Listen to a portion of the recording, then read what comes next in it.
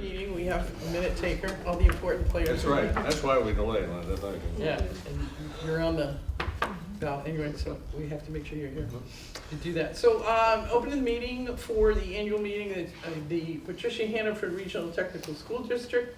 The member towns include Addison, Bridport, Bristol, Cornwall, Ferrisburgh, Middlebury, Moncton, New Haven, Panton, Ripton, Salisbury, Shoreham, Starksboro, Virgins, Waltham, and Weybridge.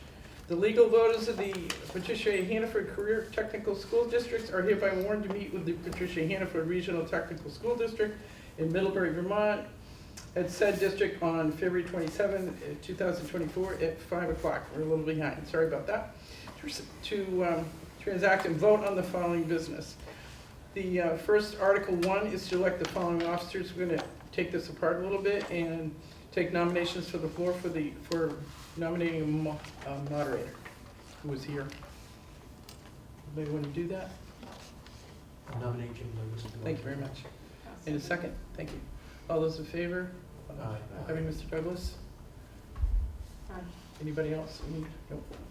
Only voting piece. Although Nicole I'm can wondering if vote. everybody can vote. Nicole can vote. If you're all members. You Oh, can. Sure. Any voter, any Aye. voter, yes, If any you're all voter. residents of the 17 towns, you Thank can. you. Yeah. Wonderful. Yeah, Thank you. you registered in New Haven? Yes, Thank you. you Good. betcha. You may vote. Thank you. Bye. So I turn the meeting over at this point to our former governor. Well, Kim, thank you very much. Thank you. Well done, Thank you. well done. Well, we'll proceed to item B under the first article, which is the election of a treasurer for the ensuing year. Are there nominations for that position? I nominate Linda Barrett. No, treasurer. Okay. Jane! So Jane is currently still living in the district, so we can obviously nominate her again, and she is okay with that? I want to make sure. I had a conversation with her. Thank you. Is there a second? Is there a second for nomination of Jane Beck to be our treasurer? I second. Thank you, Dean. Jane has been nominated to serve as treasurer, duly seconded. Any other nominations? Not. All those in favor of electing Jane, please say aye. Aye. Opposed, no. Ayes have it, we've reelected Jane. Understanding, as you suggest, Kim, that she may move during the year, and the board will deal with that if the circumstance arises. Now we turn to the election of a clerk. Is there a nomination for the office of clerk? She's laughing over here, so it must mean she's okay with that. Nominate Linda Barrett. Wendy's Thank you, Linda. nominated, you a second? Second? Seconded by Wendy. Any other nominations for the position of clerk? If not, all in favor of electing Linda, say aye. Aye. Opposed, no? The ayes have it, and we've elected Linda for another year. Article 2, to hear and act upon the reports of the treasurer and auditors of the school district. I guess we won't hear from Jane tonight, but I don't know if there are any auditors here. The auditors are not here. We are finishing up our audit report, and we'll present it to the board when it's ready. And we'll obviously, we'll be more than if people would like to come at that time. Is that kind of the normal pace? would you It say? used to be able to be a little bit earlier, but once again, with the fewer auditors doing a lot more work, it's being pushed out a little bit. It's reality, I'm afraid. Well, I guess we won't hear any reports from them tonight, so we'll move to Article 3, which is to determine if the voters of said district will vote to authorize its board of directors to borrow money pending receipt of payment from member districts by the issuance of its notes or orders payable not later than 1 year from date for the purpose of paying the sum approved by the voters. Is there a motion regarding Article 3? So moved. Second. Moved and seconded to adopt Article 3. Any discussion on the article? Gene, I guess. If not, all in favor of adopting Article 3, signify by saying aye. Aye. Opposed, no. The ayes have it, and we have adopted Article 3. Article 4, to see if the voters of said district will vote to authorize its board of directors to allocate its fiscal year 23 fund balance as follows. $130,000 of the school district's fund balance as revenue for the 2024-25 operating budget. What's your pleasure regarding Article 4? Move to adopt as read. Move to adopt Article 4, is there a second? I second it. Seconded by Dan. Any discussion on the article? Yes, if I may. Yeah. This money comes from operating budget to operating budget, or, last night there was some discussion about taking a capital fund and moving it into an operating budget to reduce taxes, but $130,000 isn't a lot of money. Bridgette had a much larger capital budget that they voted to retain. Are we moving from capital to operating, or is this following the same? So this will be moving to operating, it's left over from last year's operating budget. Okay, So it's a surplus? It's surplus. Okay. slight surplus. We talked about it at length at the board meeting, and while it's not really our favorite thing to do with the fund balance, we would prefer to put it in capital, but we use it to keep our tuition rate. Okay. To offset some tuition. Okay. Operating to operating. Any other discussion on Article 4? You ready for the question? So all in favor of adopting Article 4 signify by saying aye. Aye. Opposed, no? The ayes have it, we've adopted Article 4. Article 5, to do any other business proper to come before the meeting. Anything else? We're going to have our information hearing on the budget momentarily, but any other business to come before the annual meeting? Not, entertain a motion to adjourn the meeting. Don't we have Article 6? No, that's the information hearing, but the actual meeting Oh, and, yep. end. Dan moves to Motion adjourn. to adjourn? Second, Second. seconded by Tim. All in favor of adjourning, signify by saying aye. Aye. The ayes have it. Oh, opposed, no? The ayes have it, we've adjourned the annual meeting. 10 minutes. A public information hearing will take place immediately following Article 5 to discuss Article 6, proposed budget. The meeting will be recessed. We meant recessed until March 5th, 2024, on which date member district voters are further warned to vote on the article listed below by Australian ballot at their respective polling places. Article 6, shall the voters of the Patricia A. Hannaford Regional Technical School District approve the school board to expend $5,279,797, which is the amount the school board has determined to be necessary for the ensuing fiscal year. This budget represents a 9.33% increase over expenses for the current year. It's estimated that this proposed budget, if approved, will result in education spending at the Patricia A. Hannaford Career Center to be $31,936 per full-time equivalent student on a 6-semester trailing average. This projected spending for a full-time equivalent student is 18.67% higher than spending for the current year. So, first of all, welcome our new director, Nicole McTavish. We're honored to have you here. And I don't know if the board has any opening or introductory remarks, or shall I turn it right over to Nicole for a presentation on the budget? I have one remark. If you'll notice my introductory paragraph, the town of Lincoln is not included in that. And per advice from our attorneys, we're not listed. And there was conversation back and forth, but because they have removed themselves and are really a separate district,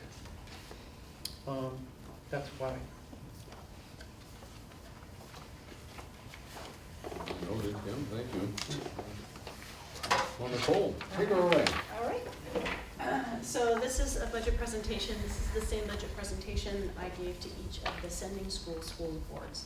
And when we get a little bit further into it, you'll note that one number is different because this presentation was put together previous to us getting our 6-semester average from AOE. So the tuition rate number is slightly different in the annual report, which is correct, than it was when we first presented this presentation.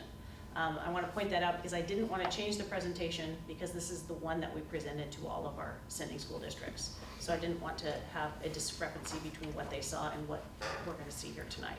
But you will notice that the tuition number is slightly different, a few $100s different. All right. So this is our fiscal year 25 budget, so this is from 24 to 25 for us. So I never know when I'm doing a presentation, like who's in the room and who knows what about the center. So I like to start off just by reminding everybody what we do here in the Hannaford Center.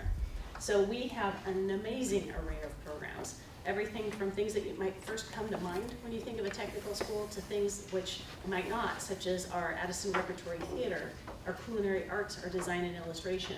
We also have medical professions, mechanical science, we're doing manufacturing. We do a host of things in this building and also at our North Campus on Manelli Road. We have a full farm that our students work on. All of our students come to us at least 2 hours per day, unless that they are a 9th or a 10th grader participating in a STEM program where they come 2 hours every other day. So students in 9th through 10th grade can take our introductory, what are called our pre-technical courses, and students in 10th, 11th, or 12th graders can take our technical programs, which are the upper level classes. So these are all of the programs that we currently offer. And then you will see at the very end, welding is a program that we're hoping to offer for next year. And we're in the process of getting approved. There's a process for that through the state. So we're in process on welding. Could I ask, did they approve the electrical? They did not. Okay. So that- Yep. So that's not going to be happening for next year, although we are continuing our application process for our hopes for the 26-27 year. Okay. Yeah, they said no, but they seem to be leaning yes for welding. Would they? AOE, the Agency of Education. Let's hope And- they don't need an electrician. Right, the reason they told us, which I can't find in statute but was the case, is that they only approve one per year. Oh, What? So we're Wow. working it. Right, so then I also just like to kind of set the stage of why CTE is so important. And all of us have had these recent floods and roofs flying off and all kinds of other things, and those technicians, those experts that come and help us in those times, this is why CTE is important. It's also hugely important in Vermont, in particular in Addison County. So by 2040, we're gonna need additional 10,000 workers in the state of Vermont if we have any hopes of filling the current openings and those which will be coming in the future years. Right now, and this was a couple of months ago when I did this roadshow, and actually the unemployment rate is a little bit lower now, but at the time it was 1.6%. So that is telling you that for anybody, for people who are trying to hire workers right now, it is incredibly tough to fill all of your open positions. The other thing which is really important, the reason that we do this roadshow, the reason that we talk to our voters and to our sending school districts is because what used to be very robust federal funding for career technical education has really dropped off, especially over the last 10 years. And since 2000, it's gone down 32%. I can tell you that when I was a high school principal, I actually got more federal funding for my high school than I get for the school district nowadays. So it's a exponential change from what we used to get. So another really important thing about the outcomes for career technical education is that longitudinal studies show that students who are involved in career technical education, especially our students who are completers, which means that they complete 2 sections of their program, 2 years of the program, they have much higher retention rates and graduation rates than their peers. So 93% of CTE students graduate with their high school diploma compared to 80% of their peers. 91% of our students finish us with college credits and go on to college, and 94% of our students leave here and go on to active employment or post-secondary education. So when they leave here, they have it's called a go-on rate of 94%, which is much higher than standard high school. Do you have figures for the general population, comparing CTE grads with the general students? You did That's for the what- first one. Right, go ahead and go back. I don't have this compared to the general population at this time, no, yeah. But I do know from watching CTE students that when our students here and my students in other places that have been CTE students, when they walk across that stage, they know where they're going. They directly go into something. It's very rare that students have a gap, right, in between exiting high school and their next thing. Because part of what we do here, especially for our technical students at the 11th and the 12th grade, is we have a person who's completely dedicated. It's called our CTE College and Career Counselor, whose job it is to make sure that when they exit here, they are handed off to their next thing. It's not a hope, it's an insurance policy that they are going on to the next thing and that they are walking in the door with what they need, whether that's post-secondary, whether it's getting a job, whether it's going to a technical school, and we also do have students that join the military. Those students leave us and go directly to that thing without a gap. So the other thing is, all of you live in Vermont, you know that we have that second highest median age in our employment right now, and that is intensifying over time. And we also have a really huge, if anybody has tried to get a medical professional in Vermont, I've recently moved here.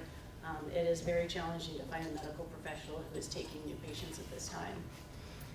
Even our huge, a huge part of our industry in Addison County and in Vermont is active farming. And 30% of the active farms right now have people who probably would be considered at retirement age, but don't necessarily have that next generation taking over for them.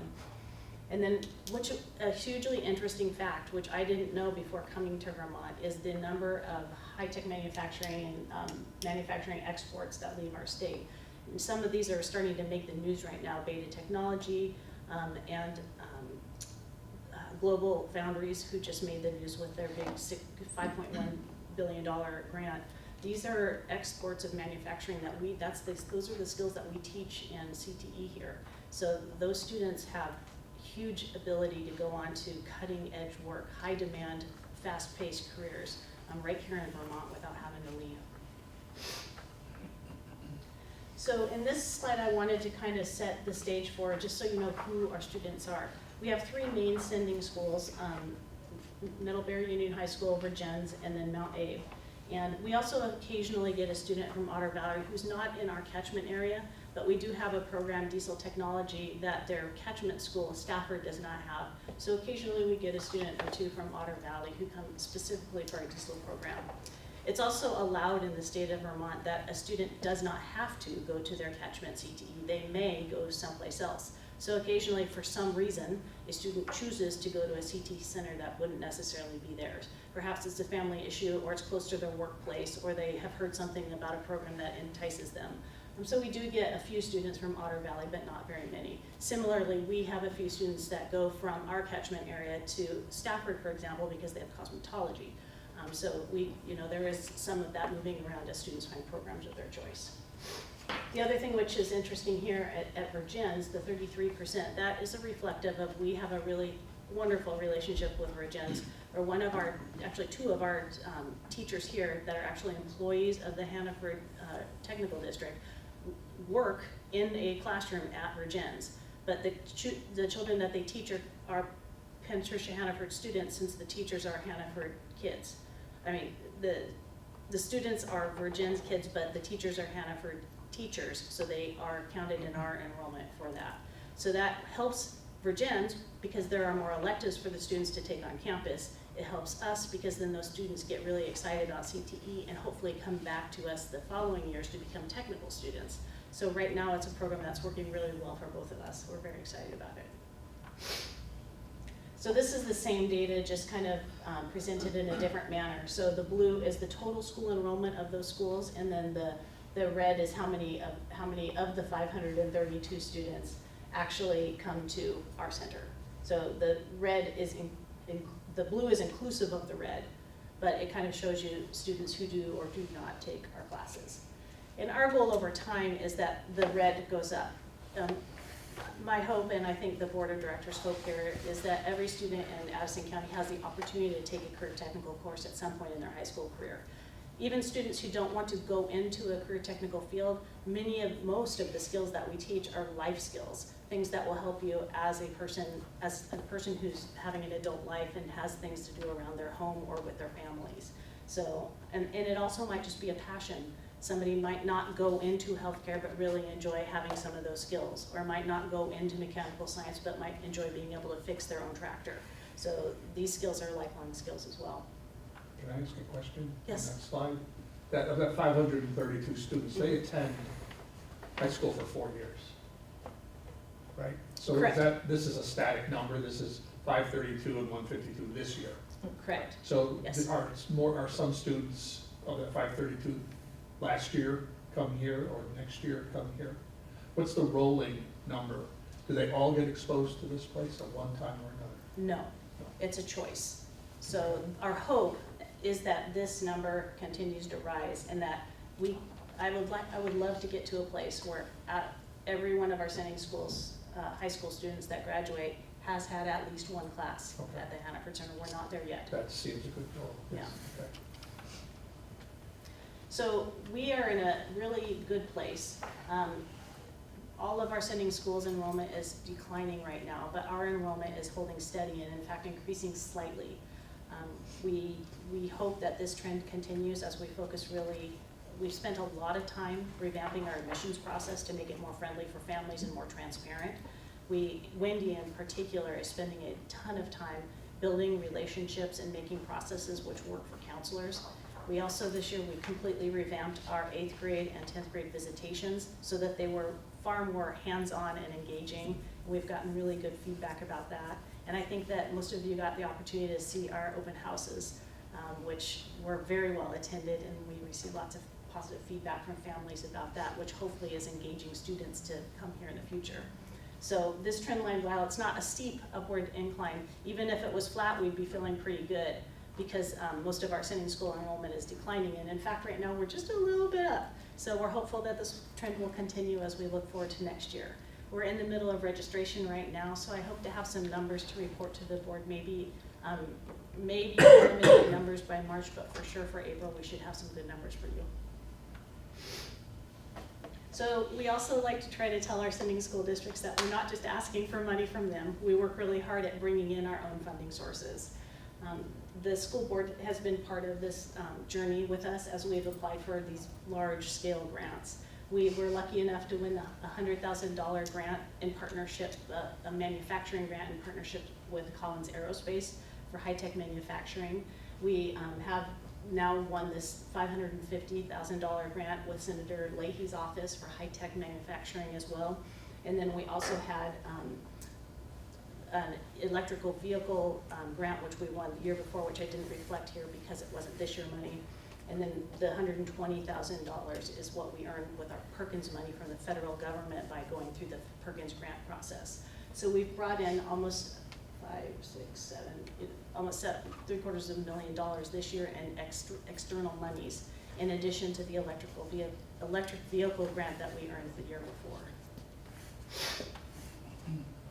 So the budget, anybody who's seen school district budget knows that most of our budget is tied up in personnel, right? Salaries, benefits, healthcare is the hugest part of our budget.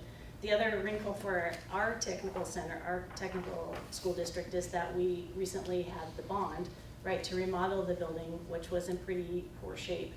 We did a really nice job making this building safe, clean, dry, well lit, and welcoming to students. But that does take a debt service of about 16.6% right off the top of all of the monies that we bring in.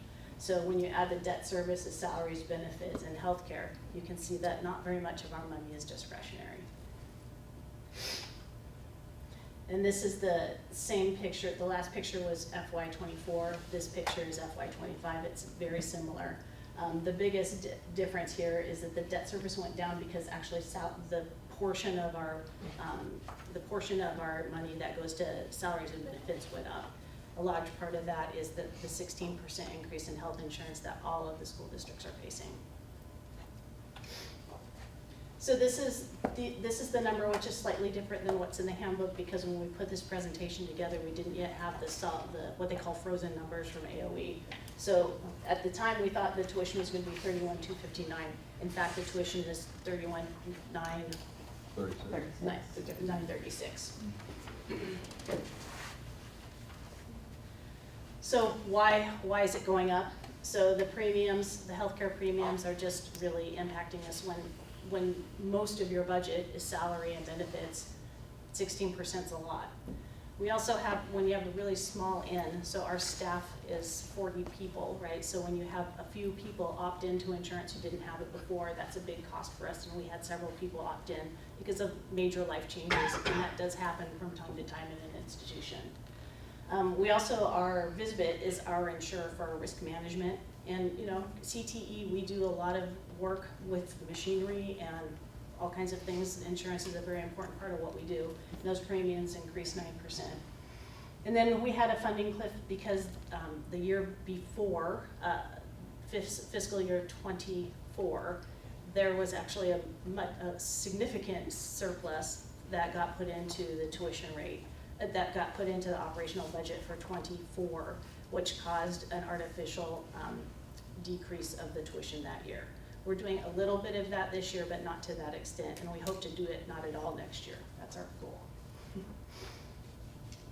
So what does that all mean? What's it all boil down to? It means about a 10-ish, not 11-ish% increase in the proposed general fund budget for us. But it's worth it.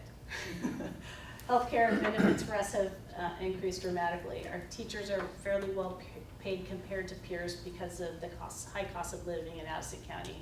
Our enrollment is trending upward, and if that trend increases, the increased enrollment will cause by default, our tuition to be less per student. So that will be really good for us if we can keep our trend going upward.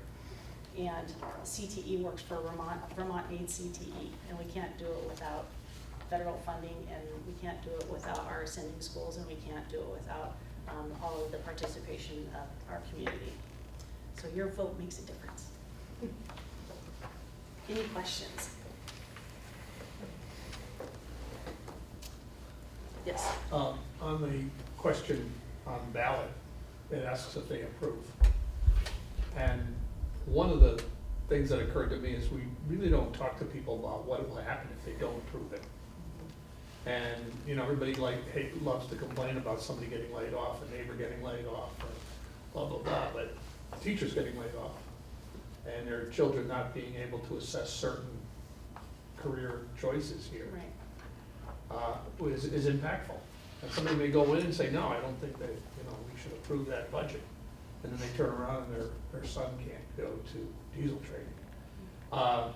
Somehow, word needs to get out as to what happens if they simply check no on that ballot. I'm new to the state, and I'm just learning about what the kind of impacts are. And I just think somewhere people need to understand what the impacts are. Because it's easy to say no. It's not like we're approving 5 million or 4,500,000 or 4 million, but it's yes or no. Right. And if it doesn't, what's the number? Is it the same as last year? If it doesn't get approved, what happens? Do we just take We it? would have to. Well, the board would come back with another proposal, and there'd be another vote. There'd be another vote. And if there is no budget by July 1st, then it retroactively kicks in using last year's budget. You still have to honor the salary increases and contracts that you have, but you have to do it with last year's money. Okay. I'm just stating that. I'm not sure people are made aware what happens if they say no. Right. They said no on the conjoining of schools or the consolidation, and now they're saying, wow, this is gonna cost us money. It's like, really? You didn't think of that, did you? So, I just, No, good point. Most of us have seen districts like Milton, for instance, and there are some outstanding districts that have to go and have 2 or 3 budget votes. I think the general consensus of people that I work with in New Haven love the school. They absolutely love the school for whatever it is and pay attention. You see the open houses are well attended for the 2 that we hold. Most high schools have 1 and we have 2, and yes, we offer food, which helps. But at the same, yeah. Anyway, in made in-house, and I think once they come and visit, there's just such a difference in a lot of the students' lives that I've seen through the years that are like, wow, here's an alternative for me of something I'm way more interested in than becoming an English major or whatever it is. And I think, in my house in particular, it worked very well. And the quality of the teachers that we have here. I can't say enough about the preparation they give students before going to a secondary education piece. For instance, in graphic design, they're learning all the programs that are currently in a college level, and they feel very well prepared once they get out there. And I think the same goes for culinary, whatever other program they're in, theater arts, they're feeling the same way. So. They're preaching to the choir. Yeah. Yeah, But- and the public is very, very aware of it, and I thank the fact that they really, and when you hear reports for them about their students coming here and how it worked. I'm just sure that you're aware that taxes are looking to go up somewhere around 25%. And the easiest thing to do is blend the schools. Yeah. Even though the schools are, what was it, 1/5 of that or something? And people don't know where that other money's going, and they just have one thing to turn their anger to. Oh, definitely. We saw that last night in Virginia, actually, so. Well, and we saw it when it came to our bond issue, and did a video presentation regarding the age of the infrastructure here and how you couldn't get parts for, a lot of the ventilation system and the air exchangers and so on, and it just needed to be done, and they endorsed it, and we're very, very grateful. And I think coming to the open house, that was a comment from a lot of people, like, wow, it looks great. And the other thing I think that Looks See, we great. need electricians. you got it, and plumbers, and the whole thing. Yeah, we actually had like 11, I think, alumni that worked on the renovations. And as you walked around, they were so happy to get back to the school. It was really, really cool to watch that this summer, this past summer. Well, there's no denying this is the most complicated budget season Oh, we've yeah, ever seen. everybody. Yeah. In a long time. Yeah. Yeah, one of the best things that I heard Right. during the renovation was how many local people were working on that Yes, building. yes. It That was was the other piece. fantastic. They're very excited about that ownership piece. Can I ask some dumb questions? No? My name is No. Rick Prendergast, I'm from Addison, I'm new here, just lived here a year, I'm just retired for 2 years. But my career was in workforce development, and CTE is close to my heart, so I just wanted to be nosy and check things out. Yeah. Actually, it sounds surprising, but it seems like CTE has a really good reputation with parents here. I'm used to the opposite, it's not college prep, therefore forget it. But we're gaining ground in that area. It's not been totally. Used to be like that Yeah. here. Yeah, Actually, quite a few of our students do go on to college. no, I know that totally. Yeah. I've often preached that the path to college for many of us lies through the factory floor, Yeah. or through the workplace that you're working at, and most parents aren't aware of things like tuition reimbursement that so many employers That's right. involve. Yeah, and in fact, in most places, CTE is college prep. I mean, if you complete the CTE program, you can certainly be admitted to college. I just wanted to know, how do you market this program to like middle school students, who I figure would be the prime target? So we do so we're all new. The entire administrative team, including the business manager, are new this year. So we had a really wonderful opportunity to kind of take a hard look at what had been done and how we might improve. So one of the pieces of feedback that we always have had an 8th grade visit where kids come up, but the way that it was organized wasn't as student friendly. We made a change this year so that the students got to go through every single program and do a hands-on activity so they could see what would happen if they took that class. Instead of just kind of walking through and hearing, they got to do something with their hands and interact with the technical students who are here, so kids showing kids. And it was really powerful. The other thing we did was a direct mailing that we sent to all of the families of all of our sending schools. We also have been working very closely with the counselors at all of the sending schools, the 8th grade, the middle schools, and the high schools, so the counselors feel really confident about what programs and how to talk to the kids about the programs, and they have direct lines to us about asking questions. And then we put together a course catalog, which in words describes all of our programs and all the college credits and all the industry recognized certificates that they can earn. And we have begun and really blossomed into a social media presence, which was real small before, and now we're on all of them. We have an amazing woman named Lauren who does all of our social media and really broadcasts that. And she has the best pictures and captions. The other thing that we did actually this was an idea of the board, was to reach out. We did a survey of the community and asked alumni to tell us about their favorite teacher or their favorite class. So we were able to gather all of that and then their contact information, which now we can use to talk to them about their school that they went to and all the great things that are going on here, so that they can encourage other people, young people that they know or families that they know. So I would say that we still have a long way to go with marketing, because we're educators, that's not our forte, but we're working really hard on changing up the things that we know about, and then leaning into the more professional marketing that I think CTE needs and deserves. Yeah. Yeah. That sounds great. Laura? So I'm Laura Asermoli, and I'm a Middlebury resident and former select board member.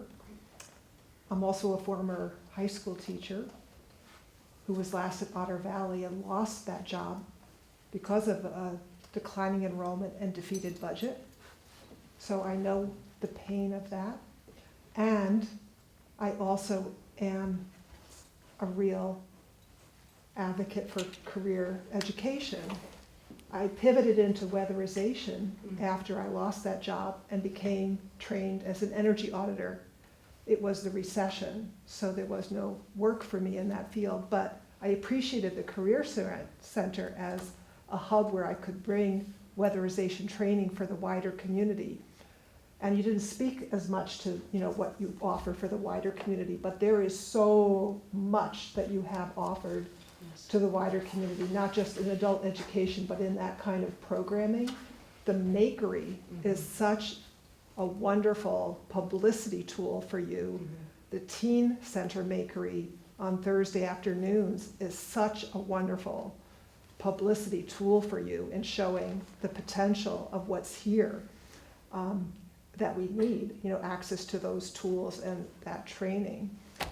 Sewing machines, welding, you name it, so I've been very grateful for that. And I am concerned about the voter that's seeing the aggregate push of all of this increase in budget. And I don't know, how it's going to go at the ballot this year. I'm more nervous this year, honestly. Not just because, I think people do believe in career education, but they may just be feeling like, well, we just have to show we can't take this increase. And I don't know if they're just gonna vote no down the line on everything. So we'll see, but I think that you've done a good job. This is the best report I've ever seen. Yeah, And that's I good. love it, it's the first time I'm seeing it tonight, and I love it, and how it describes all your programming. It is a marketing tool, also, beautiful job, so I think you're doing an amazing job in your first year, and I'm grateful to you. Thank you. Yeah, we did, since this focus is mostly just on the general fund, right, the operational budget, and we didn't spend a lot of time talking about adult ed, but we also have a brand new, we have a brand new adult ed director who's on board. Her name is Joy, and she brings just a wealth of experience. She was worked for Fortune 500 companies, did first responder stuff. She was in the military herself. She's a pretty amazing person, and when she came, we had one adult ed class that was left after all the remodel and everything that had happened, and we're up to about 12 adult ed classes at this point. So I think you will see more and more of our adult ed program, and that is a self-sustaining program, so the funds that they earn then go back into the program so that we can keep offering more. So I appreciate the comments about how we serve the community, as well as the high school students. Yeah. Any other questions on the budget or anything else? Makery, the Team Makery, it's fun talking with them as they leave. Yeah. We had a couple young ladies, and they showed us what they made and what they're gonna do and why, and, it was just really heartwarming to watch them enjoy what they were doing so much, and the support that they were getting, and doing their little thing. And they had some really cute little outfits that they were put together. Yeah. It was fun. I'm delighted that our voter participation has doubled from last year. So thank you both for literally, so thank you both for being here. And Much we'll, appreciated. look forward to more great things from the Career Center under Nicole's leadership. Anything else? Move to adjourn? Second? By consensus, we're adjourned. Linda's got light again, so she can record that.